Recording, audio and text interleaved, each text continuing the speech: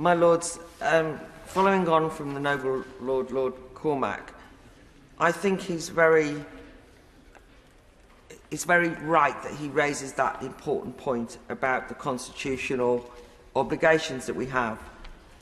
And I am very tentative about, therefore, what I'm going to say, because I'm anxious not to be seen, or not even just to be seen. I do not want to act in defiance of an elected chamber, not just for constitutional reasons, but because democracy is very valuable and we have to have modesty in relation to the role that we have in this place. However, I do feel that, at the very least, the government are obliged to untangle some serious confusion about why the legislation in relation to protest is even necessary. When it was originally introduced, there were hugely grandiose claims made that this was the government responding to public concerns, a real clamour in the public about dealing with new forms of protest. And it is true that there's been a lot of anger in the public realm about new forms of protest. Anybody who objected to the particular amendments that were put forward by the government were dismissed as ignoring voters' concerns, effectively being anti-democratic just by objecting. Yet now the Minister comes back here and suggests that, in relation, for example, to the noise trigger, that it's just a very modest updating of the law. It won't be used very often. And therefore, it seems to me that the original motivation of these clauses in the bill have just been completely lost.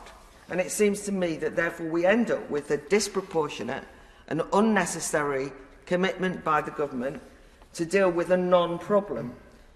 There's some confusion, I think, that perhaps exists, because earlier this week, people will have read in the newspaper, a mum was banned from driving for what was described in the papers as nudging some Insulate Britain protesters.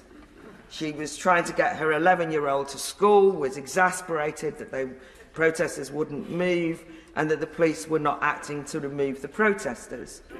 And there was some popular backlash to the fact that that driver was the person who was prosecuted, and people that I talked to and at a meeting that I was at said, well, you know, the mum is not guilty of dangerous driving, really. The problem here was the failure of the police to police the protest. And they then went on to say, at least the government is acting and bringing in a new law that will deal with this sort of thing. When I explained to them the nature of the new laws that were being brought in relation to noise and static assemblies, they said, what's the good of that? That won't deal with that problem of the mum and the motorway and the protester. And they're absolutely right. So I do say that I, despite reservations, support the noble Lords Coker and Paddock in actually the amended amendments that they've brought back, taking on board comments that have been made, very modest, I think, because I think that these anti-protest clauses are being missold to the public, who do not, when you actually explain to them, see any connection between what their clamour was that the government did and these clauses being brought in.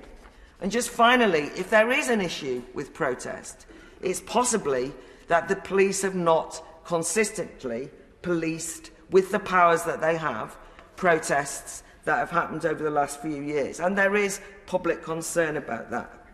But it seems to me that both of these particular clauses, as illustrated by the points that have been made from the front bench, will make the police's job even more complicated, will compromise them politically because they will be accused of all sorts of subjective interpretations of what's too noisy, what the threat of a static demonstration is.